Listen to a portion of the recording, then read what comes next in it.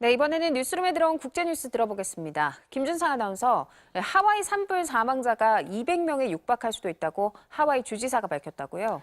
네, 하와이 주지사는 언론 인터뷰에서 산불 사망자가 200명에 육박할 수 있다고 밝혔습니다.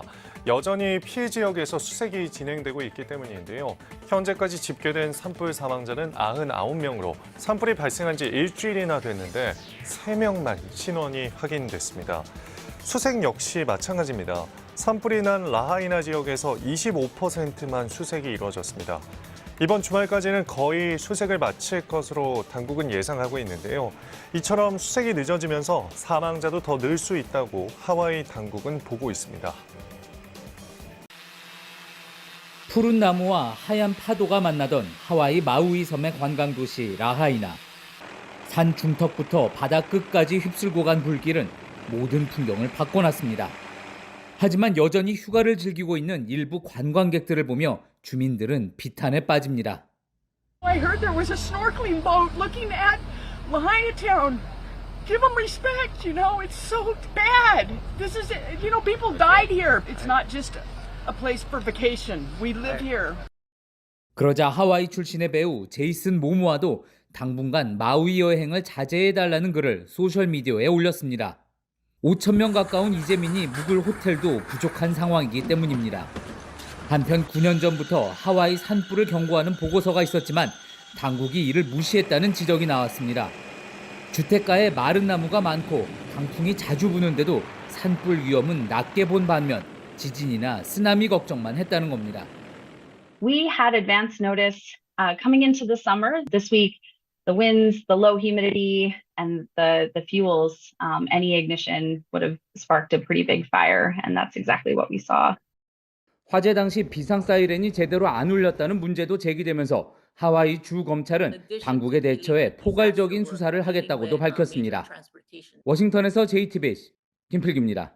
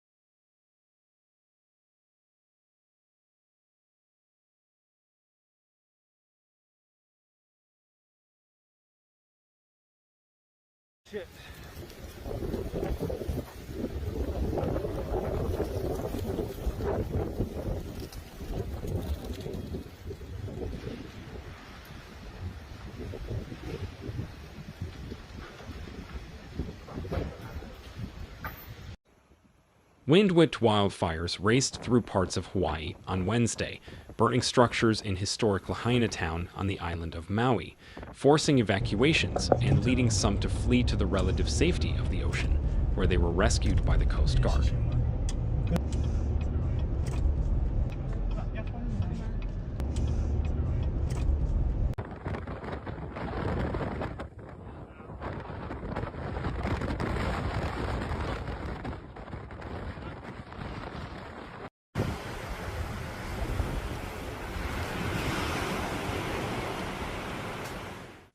"Do not go to Lahaina town," the county of Maui tweeted, hours before all roads in and out of West Maui's biggest community were closed to everyone except emergency personnel.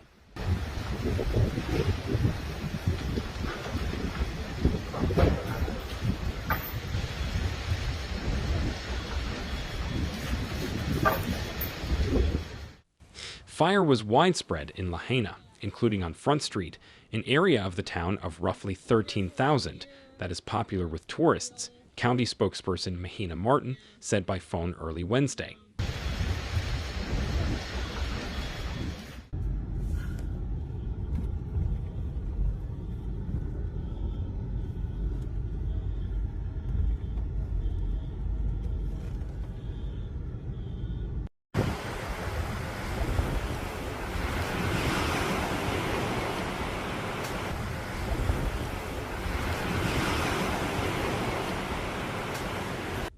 Traffic has been very heavy as people try to evacuate, and officials asked people who weren't in an evacuation area to shelter in place to avoid adding to the traffic, she said.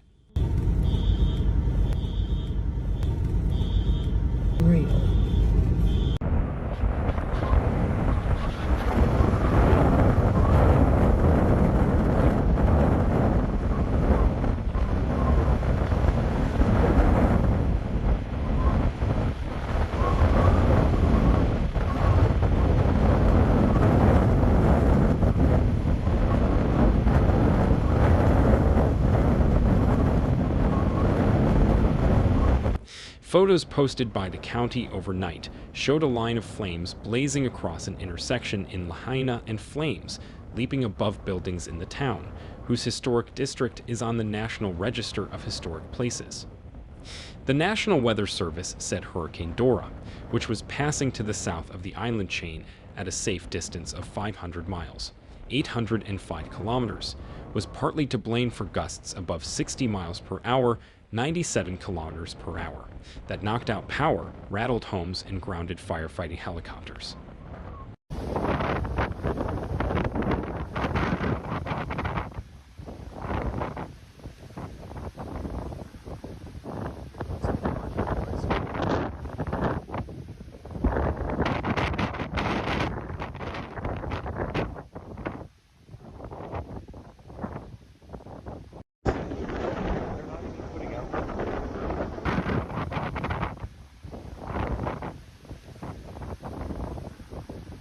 Dangerous fire conditions created by strong winds and low humidity were expected to last through Wednesday afternoon, the Weather Service said. The Coast Guard on Tuesday responded to areas where people had fled into the ocean to escape the fire and smoky conditions, the county said in a statement. The Coast Guard tweeted that a crew rescued 12 people from the water off Lahaina. Acting Gov Sylvia Luke issued an emergency proclamation on behalf of Gov Josh Green, who is traveling, and activated the Hawaii National Guard to assist.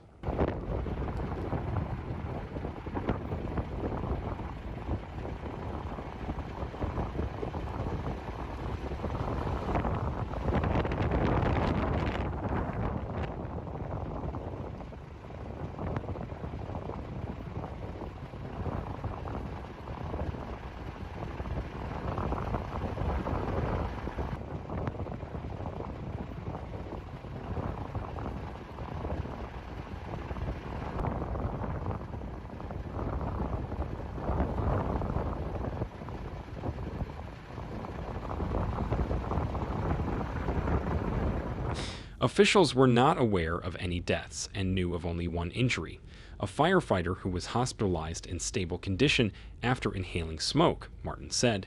There's no count available for the number of structures that have burned or the number of people who have evacuated, but Martin said there were 4 shelters open and that more than 1,000 people were at the largest.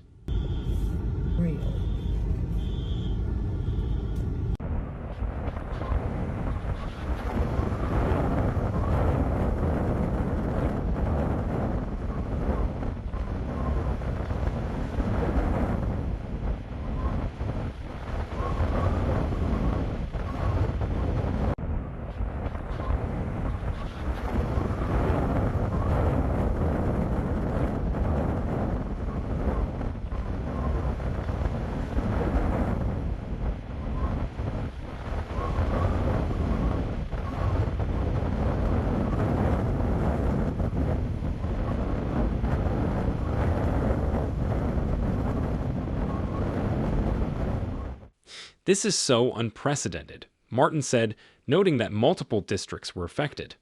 An emergency in the night is terrifying, she said, and the darkness makes it hard to gauge the extent of the damage.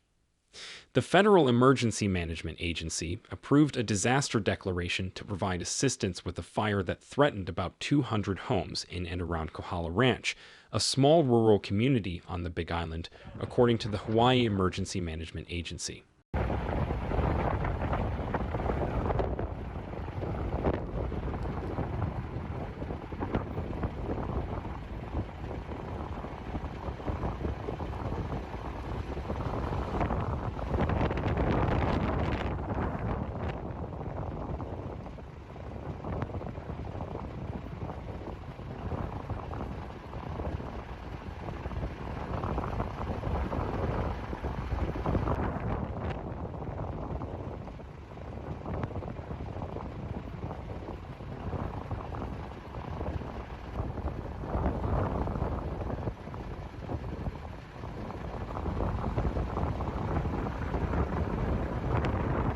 When the request was made, the fire had burned more than 600 acres, 243 hectares, and was uncontained. Fire crews on Maui were battling multiple blazes concentrated in 2 areas, the tourist destination of West Maui and an inland mountainous region. In West Maui, 911 service was not available and residents were directed to call the police department directly.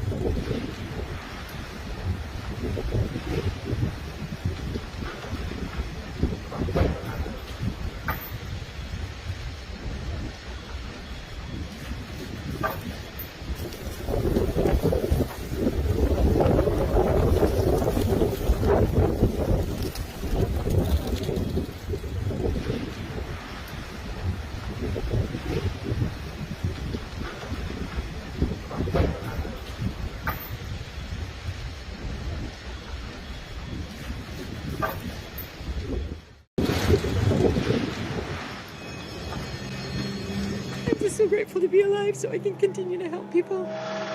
Oh my gosh, look at the harbor. This was a home.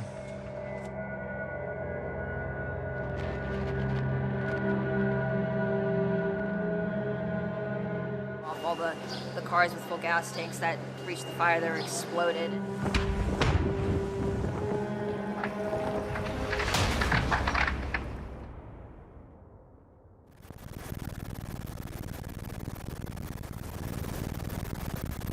Lahaina on the island of Maui, an area of natural beauty, million-dollar mansions, designer shops, and some of Hawaii's most luxurious harborside restaurants and hotels.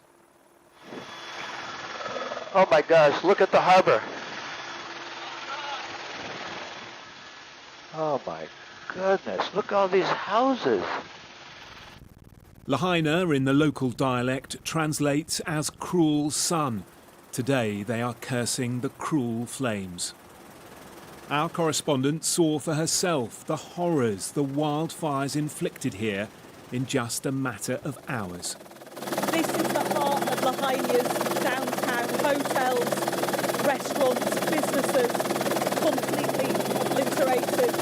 You can see in the distance some of the wreckage still smouldering a couple of days after these wildfires hit, and the smell of the smoke hangs heavy in the air. This here is the harbour area of Lahaina, and this is where many people came to try and escape the full force of the flames. The flames arrived with terrifying speed.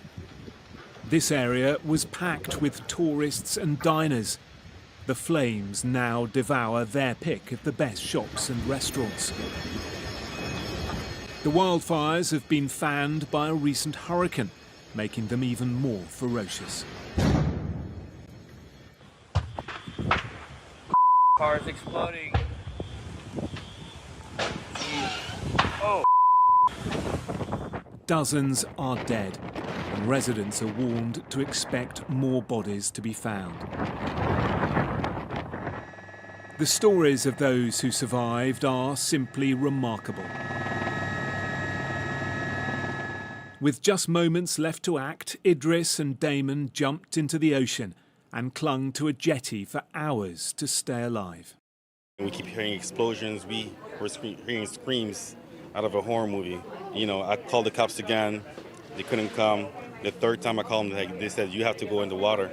And I said, you want us to jump in the hurricane? It's black, you know. The ocean was pulling us at the same time. We were trying to had debris falling on us. We're trying to get wet and not burn. I didn't think, I just prayed and I said, God, please not today. I didn't know what to say. This is it. Most of this town has been destroyed.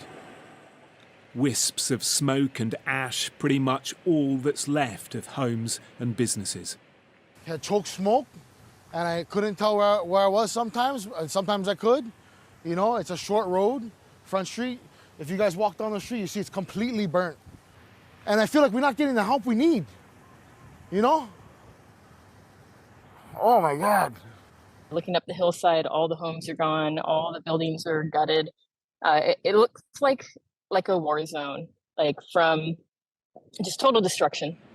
The final curtain coming down on historic buildings like the community's Pioneer Theatre and Inn, dating back to 1901. It was devastating. It felt like a war zone, and it was still fresh. I could see trees burning, I could feel the smoke, I could feel the heat, and it was basically like another pandemic. To explain it, it was a ghost town, very apocalyptic, and as our mobile unit was driving through, we started seeing some people come out of the woodworks, like survivors. Only a few days ago, this harbour was buzzing with fishing trips, sightseeing tours, and party boats. Tourists and holidaymakers are evacuating Hawaii, incredulous at what has happened in such a short space of time. We had just driven through 2 days earlier, and it was beautiful and bustling, and then coming back on the way back and seeing just absolute devastation. It was really heartbreaking. When we came on the charter bus to come here, they took us right through Lahaina, and we were able to see up close and firsthand the devastation and how everything we saw the day before was so lush and beautiful is just completely gone now. At the airport, holidaymakers, still in shock, wait for their chance to fly home. We were pretty isolated, kind of had no idea what was going on because we had, no cell service, no TV, no internet. All we could see was sort of the smoke and the horizon. That kind of burned all night until yesterday morning. And then yesterday, the alarms kind of blared at the hotel, telling us to evacuate. It was scary seeing, driving through, you couldn't see any structures of the buildings. It looked like a bomb went off. All the cars with full gas tanks that reached the fire, they were exploded. For those who had no choice but to stay, the reality of what has gone on here is impossible to comprehend. The community has set up places to help those who've lost everything. This high school has become a relief centre for those now homeless. Candy escaped on her moped, grieving for those who couldn't get away. All I want to do is help people. I'm just so grateful to be alive. People are found in houses in a huddle, holding each other because the fire surrounded their homes before they could even get out. There was nowhere to go. And these are beautiful homes that are very old and they're made of wood. Those went up like a matchstick. Nobody had warning. Christina was on holiday. Her hotel was evacuated and she has spent 2 nights at the shelter. The Red Cross is here. The people are so kind. You know, we have food, we have water, and a place to shower, and people who love us. We must feel lucky. We feel very lucky, very blessed. Some essentials may be in short supply, but there's an excess of volunteers willing to help where they can. They lost everything. Everybody lost everything. We don't know how to feel. I don't know how you guys supposed to feel. I'm a little worried because I have a 4-month-old and a 2-year-old. I have dogs.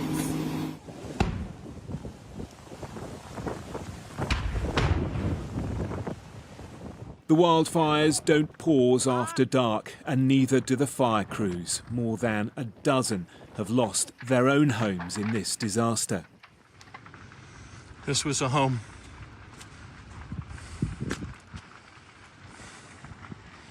There's their car.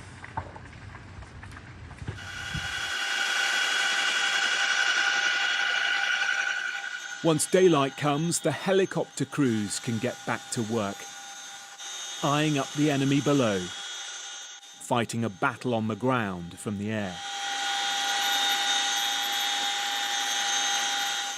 Hawaii is no stranger to wildfires, but never on this scale. The president has heard the pleas for help. We have just approved a major disaster declaration for Hawaii, which will get aid into the hands of the people desperately needing help now. They've lost, anyone who's lost a loved one whose home has been damaged or destroyed is going to get help immediately. All the bodies recovered so far were found outside, but the flames crept up so many driveways, reaching so many front doors. The miserable truth is more remains will be recovered as rescue teams search inside homes and vehicles, people trapped, unable to outrun the fire. Right now our focus is on finding any missing persons. We want to reunite families. We want to give people information, whether they're family members at one of our shelters or whether they are among those that have perished. We need to get that information to our citizens. A devastating collision of factors is being blamed. Even just the materials that all of these places are built with, they're all at high risk of wildfire, and then they're surrounded by lands that have gone out of agriculture and are now just standing fallow and unmanaged. And so when you add in, hurricane force winds or any extra little variable to make it even more severe, we were all kind of waiting for the day that something like this would happen. The majority of wildfires are now contained, but the horror of what happened here will last for years. The inferno chased people into the ocean, terrified drivers trying to flee, stole power and means of communication. Hawaii, a place of smiles and sunshine, now terribly scarred.